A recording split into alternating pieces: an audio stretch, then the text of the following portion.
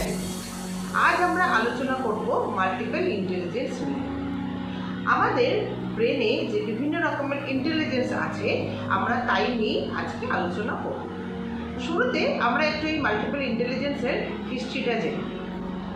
Doctor Roger স্প্যারে brain নিয়ে research করছিলেন। উনি বলেন আমাদের ব্রেনে দুটি ভাগ আছে, রাইট হেমিস্ফিয়ার এবং লেফট হেমিস্ফিয়ার, এবং এই দুটি ভাগ সম্পূর্ণ ভিন্নভাবে কাজ করে। সাধারণত লেফট ব্রেন দিয়ে আমরা লজিক, লিঙ্গুইস্টিক, থিঙ্কিং, রাইটিং এই সমস্ত কাজগুলো করে থাকি, এবং রাইট ব্রেন দিয়ে আমরা সমস্ত ক্রিয়েটিভিটির কাজ যেরকম ড্রয়িং, অ্যাবস্ট্রাক্ট থিঙ্কিং, দেন মিউজিক এই সমস্ত কাজগুলো করে থাকি। সোজা ভাষায় বলতে লেফট ব্রেন দিয়ে আমরা পড়াশোনার কাজগুলো করি, রাইট ব্রেন দিয়ে আমরা সমস্ত এন্টারটেনমেন্টের কাজগুলো করে থাকি। এই তথ্য আবিষ্কার করার জন্য 1981 সালে উনি নোবেল পুরস্কার পেয়েছেন। এরপর হার্ভার্ড বিশ্ববিদ্যালয়ের একজন সাইকোলজিস্ট ডক্টর হাওয়ার্ড গার্ডনার আরেকটি থিওরি নিয়ে আসেন। তিনি বলেন ব্রেনের এই যে দুটো ভাগ রয়েছে এগুলি আবার পাঁচটি 10টি লোবের মধ্যে বিভক্ত, এবং এই বিভিন্ন লোবসগুলি বিভিন্নভাবে কাজ করে এবং আমাদের এক একটা কাজের জন্য এই এক একটি লোব দেয়। এবং তিনি তখন 8টি লোবসের কার্যকারিতা আমাদের সামনে নিয়ে আসেন। 1983 সালে ডক্টর হাওয়ার্ড গার্ডনার তার বই the frames of mind, the theory of multiple ইন্টেলিজেন্সের মাধ্যমে এই মাল্টিপল ইন্টেলিজেন্সকে আমাদের সামনে তুলে ধরেন। এই বইতে উনি বলেন আমাদের 10টি লোব 10 রকমভাবে কাজ করে। এই 10টি কাজই হলো আমাদের আলাদা আলাদা ইন্টেলিজেন্সগুলো, কিন্তু তখন অবধি 8টি ইন্টেলিজেন্সকে আবিষ্কার উনি করতে পেরেছিলেন। সেই কারণে আমরা মাল্টিপল ইন্টেলিজেন্সকে এখন 8টি প্যারামিটারের মধ্যে আলোচনা করব। এখন আমরা জেনে নিই এই 8টা মাল্টিপল ইন্টেলিজেন্স কি। Intra, inter, logic, linguistic, visual, naturalistic, physical এবং মিউজিক্যাল। এই 8টা হলো আমাদের মাল্টিপল ইন্টেলিজেন্স। এবারে কেন আমরা ব্রেনের লোবস দিয়ে মাল্টিপল ইন্টেলিজেন্সকে ডিনোট করব? কারণ আমাদের ব্রেনের লোবসগুলি অ্যাকচুয়ালিতে নিউরনস বা গ্রে ম্যাটার দিয়ে তৈরি হয়ে থাকে। যে লোবসে যত বেশি নিউরন সেই লোবস তত অ্যাক্টিভলি কাজ করে। যেমন যদি কোনো মানুষের ইন্ট্রা লোবসে নিউরন বেশি থাকে তাহলে সে অনেক বেশি একা থাকতে পছন্দ করে, তার খুব বেশি বন্ধু বান্ধব হবে না, সে সবসময় একা একা কাজ করতে পছন্দ করবে, পড়াশোনাও একা করবে, সবসময় নিজের ঘরে থাকতে ভালোবাসবে, খুব বেশি বাইরে যাবে না, বন্ধু বান্ধব খুব বেশি হবে না। তো আমরা অনেক সময় আমাদের বাচ্চাদের মধ্যে এটা দেখে থাকি এবং ভাবি এরা মিশতে পারে না।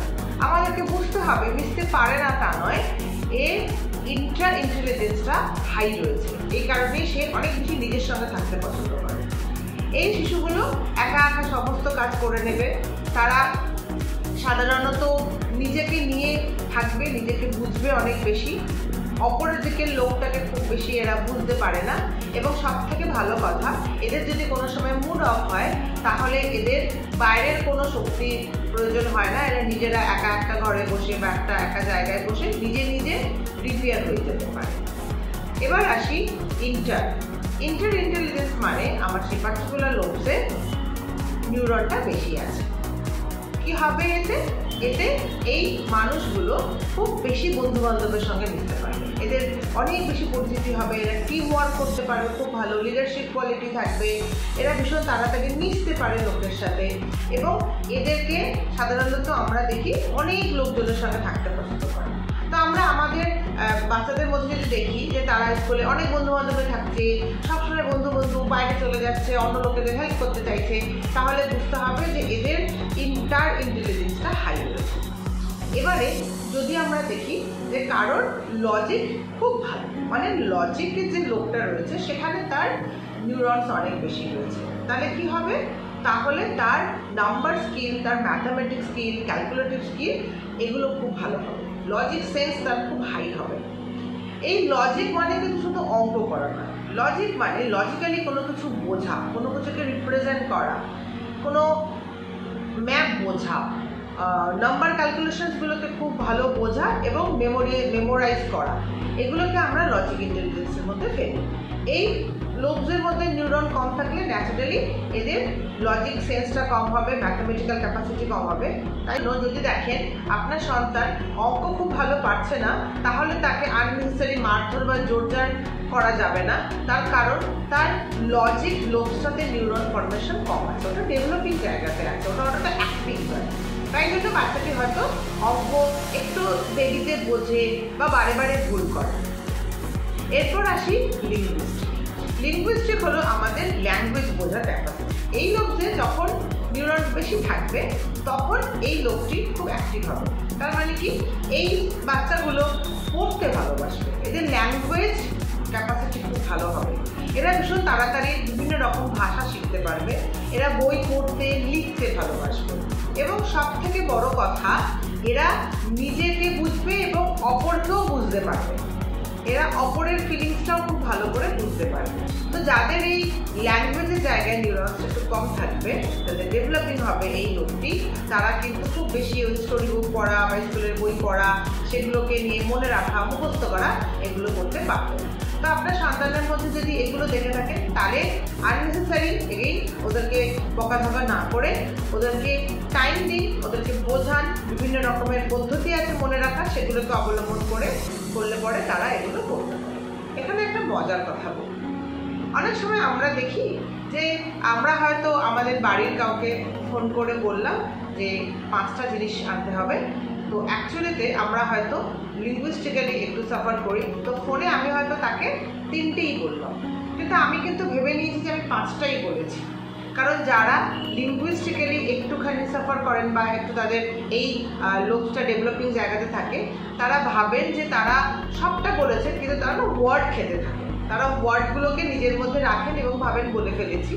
উল্টো দিকের লোকটা কটা শুনেছে? 3টে। সে 3টে জিনিস নিয়ে বাড়িতে এলো, এবার আমি বলা শুরু করে দেবো, আমি তো 5টা জিনিস বলেছিলাম, তুমি 3টে জিনিস এনেছ। আমাদের বাড়িতে কিন্তু এই সিচুয়েশন আমরা মাঝে মাঝেই দেখে থাকি।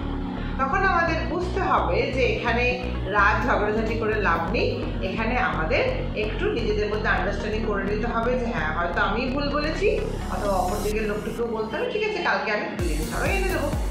তো এটা একটা, এই সাধারণ জিনিসগুলো থেকেই আমরা মাল্টিপল ইন্টেলিজেন্সকে ডেইলি লাইফে বুঝতে পারবো। এবারে আসি ভিজুয়াল। ভিজুয়াল ইন্টেলিজেন্স হলো আমাদের চিন্তা করার ক্ষমতা, আমরা কতটা দূরদর্শী, আমরা কতটা ভাবতে পারি জিনিসপত্র, সেটাকে বোঝাচ্ছে। যাদের এই ভিজুয়াল লোবসটা একটু হাই থাকে, যাদের নিউরন এখানে বেশি থাকে, তারা খুব ভালো ভিজুয়ালি চিন্তা ভাবনা করতে পারে, তাদের ভিজুয়ালাইজেশন ভীষণ ভালো হয়, তারা ড্রয়িং খুব ভালো করতে পারে, তাদের কালার সেন্স ভালো হয়, অ্যাস্থেটিক সেন্স ভালো হয়, তারা গ্রাফ খুব ভালো বোঝেন, ম্যাপগুলো একবার দেখলে বুঝতে পারেন, এবং এরা কোনো মানুষের মুখ মনে রাখতে পারলেও খুব ভালো করে নামটা হয়তো মনে রাখতে পারেন না। তো ভিজুয়ালি যদি কেউ হাই হয়, তাহলে তারা আপনাকে বলবে যে ঘরটা এভাবে সাজালে ভালো হতে পারে, ইন্টেরিয়ার সেন্সটা সে আপনার সঙ্গে শেয়ার করতে পারে, কালার আপনাকে বলতে পারে কোন ড্রেসের সাথে কোন কালার পরা যেতে পারে, এগুলো তারা ভীষণভাবে বলে দিতে পারে।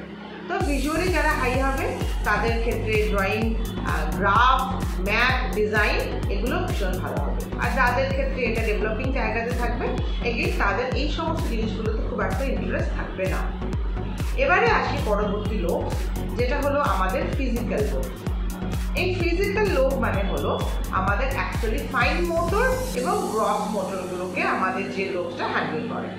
তো এখানে যদি আমাদের নিউরনস বেশি থাকে, তাহলে আমরা ফিজিক্যালি ভীষণ অ্যাক্টিভ হব।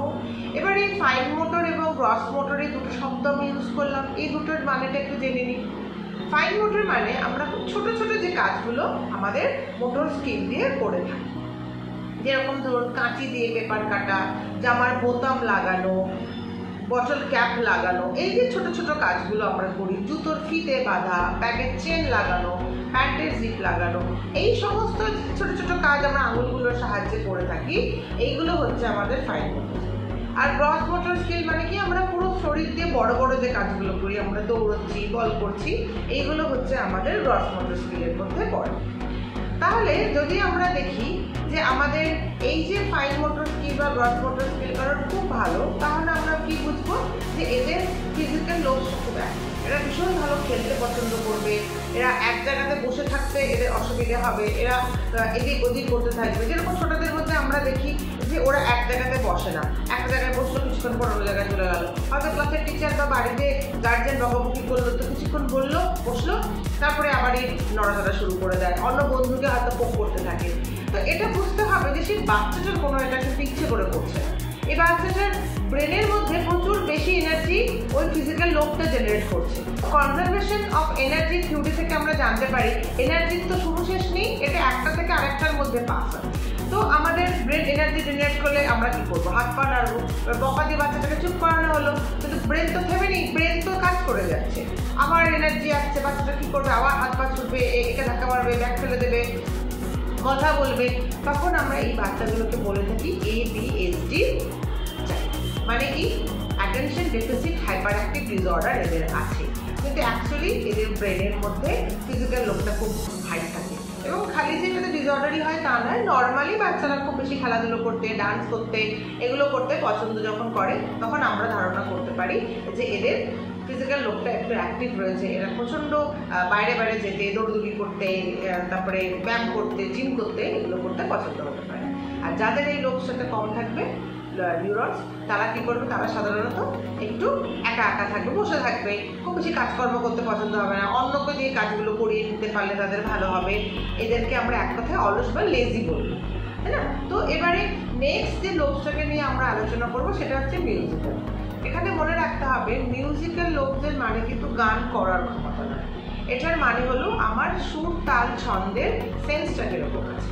এই মিউজিক্যাল লোভ যদি আমার হাই হয়ে থাকে তাহলে পরে আমি খুব ভালো করে মিউজিকটা বুঝতে পারবো, কোনো গানের কীরকম ছন্দ, তার তাল কীরকম, তার সুর কীরকম, এগুলো আমি বুঝতে পারবো। মিউজিক সবসময় আমার লাইফে থাকবে, আমার মুডকে মিউজিক ম্যানেজ করবে। আমার ভালো মুড থাকলে আমি গান শুনতে পারি, আমার খারাপ মুড হলে আমি গান শুনে মুড ভালো রাখতে পারবো। কিন্তু যাদের এই লোভটা নিউরন একটু কম থাকবে, যাদের এই লোভটা ডেভেলপিং হবে, তারা মিউজিক অতটা বোঝে না, ভুলভাল সুর তালে কাজ করে।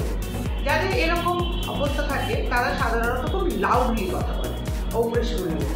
তো সেই রকম গলা চুচিয়ে যারা কথা বলে তাদের সাধারণত মিউজিক লোভদের ডেভেলপিং জায়গাটা থাকে। আর যাদের মিউজিক লোভটা খুব অ্যাক্টিভ থাকে তাদের ভীষণ সুন্দর গলা হয়, তাদের কথা শুনতে আমাদের ভালো লাগে, এদের ভোকাল টোনটা খুব ভালো হয়। এরা যদি খুব ভালো করে প্র্যাকটিস করে তাহলে হয়তো এরা খুব ভালো করে গানও করতে পারে। তো মিউজিক লোভ অ্যাক্টিভ থাকলে কী কী হবে সেটা আমরা জানলাম। এবার আমরা শেষ লোভটাকে নিয়ে আলোচনা করি, যেটা হলো ন্যাচারালিস্টিক। ন্যাচারালিস্টিক লোভ হলো আমাদের যে 5টা সেন্সারি অর্গান রয়েছে, সেই 5টা সেন্সারি অর্গান দিয়ে আমরা কীভাবে নেচারের সাথে কানেক্ট করি সেটা আমার যে লোভটা হ্যান্ডেল করে। এই লোভে নিউরন বেশি থাকলে কী হবে? আমাদের সেন্সারি অর্গানটা খুব বেশি অ্যাক্টিভ থাকবে। আমাদের 5টা সেন্সারি অর্গান কি আপনারা এসে আমাকে কমেন্ট বক্সে লিখে যান। এই ন্যাচারালিস্টিক লোভটা খুব অ্যাক্টিভ হবে। এরা গাছপালা ভালোবাসবে, এরা পশু পাখি ভালোবাসবে, এরা সাধারণত নেচারকে খুব ভালোবাসবে। এবং সব থেকে মজার কথা, এরা ভীষণ কটনের জামা কাপড়কে লাইক করবে। ছোটোবেলাতে যা ইচ্ছে মা বাবা হয়তো পড়াতে পারে, কিন্তু বড় হলে পরে এরা দেখা যাবে ন্যাচারাল প্রোডাক্টের দিকে বেশি যাবে। এরা সিনথেটিক ফুড খাবে না, এরা সিনথেটিক জামা কাপড় পরবে না, এরা ভীষণ নেচার ওরিয়েন্টেড হবে। আর যাদের এই লোভটা কম থাকবে তারা দেখবে সাধারণত গাছপালা অতটা ভালোবাসে না, পশু পাখি দেখলে দূরে পালিয়ে যায়, ভয় পায়। এরকম মানুষ যখন আমরা পাবো তখন আমরা ধারণা করতে পারি যে এদের এই যে ন্যাচারালিস্টিক লোভটা আছে এটা একটু ডেভেলপিং জায়গাতে আছে। তো আমাদের ব্রেনের এই লোভগুলো কিন্তু আমাদের পুরো ক্যারেক্টারিস্টিকটাকে বুঝিয়ে দেয়। তো মাল্টিপল ইন্টেলিজেন্স দিয়ে আমরা একটা মানুষকে অ্যাবসলিউটলি ডেসক্রাইব করতে পারি। কিন্তু এখানে প্রশ্ন হলো, আমি কি করে বুঝবো যে আমার কোন মাল্টিপল ইন্টেলিজেন্সটা অ্যাক্টিভ এবং আমার কোনটা ডেভেলপিং জায়গাতে আছে? এটা সত্যি কথা বাইরে থেকে দেখে বলার কোনো উপায় নেই। এর জন্য কিছু সায়েন্টিফিক মেথডস আছে, যে মেথডসগুলোর মাধ্যমে আমরা জানতে পারি। যেরকম প্রথম মেথড হচ্ছে DMIT, ডারমাটোগ্রাফিক মাল্টিপল ইন্টেলিজেন্স টেস্ট, এবং তার পরবর্তী মেথড হচ্ছে সাইকোমেট্রিক টেস্ট, যেটা আমরা সাইকোলজিক্যাল অ্যানালাইসিস করে বুঝতে পারি। DMIT এবং সাইকোমেট্রিক টেস্ট নিয়ে আমি এরপরেই দুটো আলাদা ভিডিও বানাচ্ছি, আপনারা অবশ্যই ভিডিওগুলো দেখবেন এবং ওর সম্বন্ধে সম্পূর্ণ জানতে পারবেন। তো আজকে আমাদের বিষয় ছিল মাল্টিপল ইন্টেলিজেন্স। এই মাল্টিপল ইন্টেলিজেন্স এতটাই ইম্পর্টেন্ট মানুষের জন্য যে এটা আমাদের সাবজেক্ট চুজ করতে, কেরিয়ার চুজ করতে, এক্সট্রা কারিকুলার অ্যাক্টিভিটি চুজ করতে, ইভেন আমাদের জব চুজ করতেও হেল্প করে। এই মাল্টিপল ইন্টেলিজেন্স দিয়েই আমরা আমাদের নিজেদের প্রপার ট্যালেন্ট, আমাদের পোটেনশিয়াল, আমাদের ইনবর্ন ট্যালেন্ট, আমাদের অ্যাকোয়ারিং ট্যালেন্ট, এগুলো সব আমরা জানতে পারি। এগুলো কি সেগুলো আমি পরবর্তী ভিডিওতে অবশ্যই ডেসক্রাইব করবো। কথাগুলো এখন অনেক কঠিন মনে হলেও এগুলো বুঝলে আপনারা দেখবেন আপনার যে সন্তান রয়েছে বা আপনার সঙ্গে যারা রয়েছে, আপনার কলিগস, আপনার ফ্যামিলি মেম্বার, এদেরকে জানতে, চিনতে, বুঝতে, এদেরকে হ্যান্ডেল করতে, এদের সাথে কাজ করতে আপনার সুবিধা হবে। তো আজকেরকার দিনে আমরা সাধারণত স্কুল লেভেল থেকে মাল্টিপল ইন্টেলিজেন্সকে খুঁজে বের করার কাজ করে থাকি। বিদেশে বহু বছর ধরে এই কাজগুলো হচ্ছে। ইন্ডিয়াতে সাধারণত 2010 থেকে এই কাজ শুরু হয়েছে। তো এইভাবে যদি আমরা আমাদের শিশুদের বা আমাদের সন্তানদের মাল্টিপল ইন্টেলিজেন্সকে জানতে পারি কিছু সায়েন্টিফিক মেথডস অবলম্বন করে, এই ডিএমআইটি বা সাইকোমেট্রি, তাহলে আমরা তাদেরকে প্রপার কেরিয়ার বেজ করতে পারি। কেরিয়ার কিন্তু ভীষণ ইম্পর্টেন্ট। আজকে যারা আমরা পেরেন্টস তারা জানি আমাদের নিজেদের কেরিয়ারটাও আমাদের কাছে কতটা ইম্পর্টেন্ট। এবং এখন কি আপনাদের মনে হচ্ছে না, যদি আমাদের ছোটবেলাতে আমরা এই মাল্টিপল ইন্টেলিজেন্সে আমাদের নিজেদের ট্যালেন্টটা জানতে পারতাম, তাহলে পরে আমাদের জীবনটা অনেক সুন্দর হতো। আমি নিজেকে চিনতাম যে হু অ্যাম আই, এটা আমাদের কাছে একটা অনেক বড় প্রশ্ন। তো এই প্রশ্নের উত্তরটা আমরা কিছুটা হলেও পেতে পারতাম। তো আমরা মাল্টিপল ইন্টেলিজেন্সের মাধ্যমে কিন্তু এই প্রশ্নগুলোর উত্তর পেতে পারি। ধরুন মাল্টিপল ইন্টেলিজেন্সের মাধ্যমে যে রিপোর্টগুলো জেনারেট হয়, এই রিপোর্টগুলো সম্পূর্ণ আর্টিফিশিয়াল ইন্টেলিজেন্স বা এআই এর মাধ্যমে জেনারেট হয়। তো এটা সম্পূর্ণ একটি পারফেক্ট রিপোর্ট জেনারেট হয়। তাও আমি বলি 90 to 95% accurate, 90 to 95% accurate result দেয়। যদিও আমি নিজে ফিল করি যে তার থেকেও বেশি পারফেক্টলি একটা মানুষকে বুঝতে সাহায্য করে। আমরা যেরকম কোনো গেজেট যখন কিনি, মোবাইল, ট্যাব, ল্যাপটপ বা ফ্রিজ, টেলিভিশন, মাইক্রো ওভেন, তখন তার সাথে একটা ম্যানুয়াল আসে। কিন্তু যখন একটি সন্তান জন্মায় বা আমরাও যখন জন্মেছি, হসপিটাল থেকে কিন্তু আমাদের কোনো ম্যানুয়াল দেওয়া হয়। তো এই মাল্টিপল ইন্টেলিজেন্সের যে রিপোর্ট আসে সেটা হচ্ছে আমাদের ম্যানুয়াল।